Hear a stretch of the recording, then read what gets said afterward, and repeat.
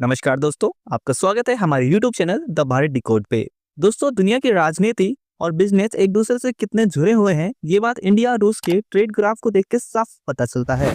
जहां America Trump administration के नए टैरिफ से इंडिया पर दबाव बना रहा है, वहीं इंडिया और रूस मिलकर 100 बिलियन ट्रेड का टारगेट सेट कर चुके हैं, वो भी 2030 से पहले। साल 2022 में इंडिया और रशिया का बायलैटरल ट्रेड सिर्फ $13.12 बिलियन का था, लेकिन 2024 आते आते ये 5 गुना बढ़ चुका है। जी हाँ, अभी इंडिया और रशिया का जो ट्रेड है वो लगभग $65.69 बिलियन का हो चुका है। इतना ही नहीं, 2025 तक ये $68.7 बिलियन का भी रिकॉर्ड छू सकता है। लेकिन पिक्चर यहाँ पूरी नहीं होती, क्योंकि ये ट्रेंड हेवली वन साइडेड है। इंडिया का रशिया के साथ $59 बिलियन का ट्रेड डेफिसिट है। मतलब इंडिया रूस से जितना इंपोर्ट करता है उतना एक्सपोर्ट नहीं कर पा रहा। इंपोर्ट की बात करें तो पिक्चर साफ है। इंडिया के लिए रशिया का मतलब है ऑयल, ऑयल और ऑयल। 2023 से 2024 में इंडिया ने रशिया से क्रूड ऑयल लगभग $54.5 बिलियन का इंपोर्ट किया था।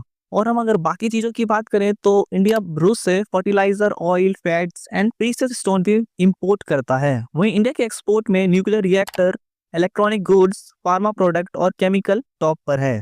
अब सवाल उठता है कि इंडिया का रशिया की तरफ ये सडन शिफ्ट क्यों होता जा रहा है। जवाब है अमेरिका की अग्रेसिव ट्रेड पॉलिसी। यूएस ने अमेरिका के गुड्स पर पहले ही 25% टैरिफ लगाया है और लगभग 27 अगस्त से ये 50% यानी कि डबल करने की धमकी दी जा रही है। इससे इंडिया के लगभग $85 बिलियन के एक्सपोर्ट डायरेक्टली इम्पैक्ट होते हैं। लेकिन इंडिया का कहना है एनर्जी चीपेस्ट सोर्स से खरीदना हमारा हक है और रशिया से डिस्काउंटेड ऑयल खरीदना इन्फ्लेशन को कंट्रोल करने में सबसे बड़ा हथियार है। हाँ, डेफिसिट यूज है, इसलिए हमारे देश के विदेश मंत्री एस जयशंकर और रशियन के फॉरेन मिनिस्टर सर्गेई लैवरोव दोनों मानते हैं कि अब ट्रेड डाइवर्सिफाई करना जरूरी है। प्लान बन रहा है कि फार्मा, एग्रीकल्चर और टेक्सटाइल एक्सपोर्ट को रशिया में बूस्ट किया जाए। साथ ही इंडियन आईटी और इंजीनियर को रशिया भेजने की तैयारी की जाए ताकि वहां भी लेबर की शॉर्टेज को पूरा किया जा सके। लेकिन दोस्तों, ये सिर्फ इकोनॉमी की कहानी नहीं है, बल्कि जियोपॉलिटिक्स का भी है। अमेरिका और वेस्ट कहते हैं कि इंडिया रशिया से ऑयल खरीद के इनडायरेक्टली यूक्रेन वॉर फंड कर रहा है, लेकिन इंडिया का साफ कहना है कि वो एक सॉवरेन कंट्री है और उसके डिसीजन खुद के हैं। और दोस्तों, सच्चाई ये भी है कि जब ऑयल क्राइसिस शुरू हुआ था तो खुद यूएस ने ही भारत से कहा था कि आप रशिया से ऑयल खरीदें ताकि मार्केट स्टेबलाइज रहे।